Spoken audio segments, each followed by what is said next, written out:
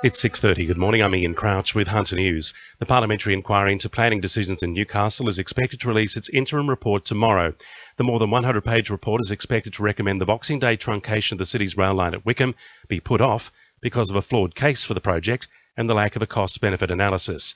Inquiry Chair and Christian Democrats MP Fred Nile has already cast doubt on the legality of the move, believing an Act of Parliament is needed to remove the rail line. A complete report including findings about controversial changes to the city's planning controls is due by March 5. Maitland residents will be receiving a $30 million water infrastructure upgrade this Christmas. Hunter Water will roll out a number of projects in 2015 in anticipation of the region's growing population. The program will commence with an upgrade to the Morpeth wastewater plant. Nick Kaiser from Hunter Water says the work will help Maitland reach its potential. Maitland's really the boom region of the Hunter. There's an estimated 30,000 new residents expected to move into the area over the next 20 years. So Hunter Water's spend in the region is really all about allowing for its growth, planning for the future, and increasing the amount of water and wastewater that can be delivered and processed. A man accused of brutally bashing two cleaners at Medowie is committed to stand trial on a charge of also indecently assaulting one of them.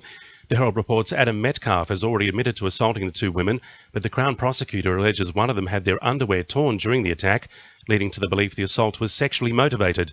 Metcalf has pleaded not guilty to the indecent assault charge. Port Stephens will enjoy greater parking in the Nelson Bay CBD with two new car parks now open in the area. The car parks were constructed in response to the forced closure of the upper levels of the Donald Street car park last month. Council's Capital Works Section Manager Greg Cable says recent bad weather didn't slow progress down. We made a commitment to both the councils and the community that we'd have both the car parks finished prior to Christmas. We've achieved that, I suppose, by making sure we were on site. We got the critical parts of the projects done as quickly as we could, and we were lucky enough that we didn't get rain right at the time that would have had the major impact. So we've been able to complete both of them in 4.5 weeks. The hot and dry weather is being welcomed by Hunter Valley winemakers after struggling through the humidity and hailstorms of the past month.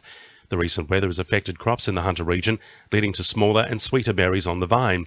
Andrew Margan from Margan Family Wines expects they'll start picking for the 2015 vintage in 4 weeks' time. I'm still thinking we're going to start about the 16th of January. Now we're looking at a much drier air mass above us and grapes are starting to ripen, and if it continues on the current path, that we'll be looking at an excellent vintage. Briefly, a man who punched a paramedic in the face at Carrington while drunk has been handed a 4-month jail sentence and a $400 fine, and the wait is over for Hunter school leavers with HSC results going online about half an hour ago. Now with sport, Belinda Delasaris. The Newcastle Jets are exploring tactical changes as they look to break a 10-game season slump ahead of Friday's showdown against Adelaide United. Midfielder Ben Kantarovski could be switched to central defence as captain Q Yarlines is sidelined on suspension and Taylor Regan recovers from an ankle injury. Goalie Ben Kennedy says it's time to put planning into practice. Feeling every game I've played I've got better and better and just more confident and comfortable, so it'd be nice to get a victory. Knights coach Rick Stone insists he has no long-term concerns about injuries which ruled Cade Snowden and skipper Kurt Gidley out of yesterday's pre-season training session. Gidley's currently nursing a strained calf muscle, while Snowden is struggling with tightness in his lower back. Stone says the boys should be back in full training by the time the side reconvenes in the new year. And Newcastle wheelchair racer Kurt Fernley is set to headline a star-studded field in next month's Hunter Track Classic to get underway in Glendale from January 31. That's sport. I'm Belinda Delas Harris. To NURFM News Time 26 to 7.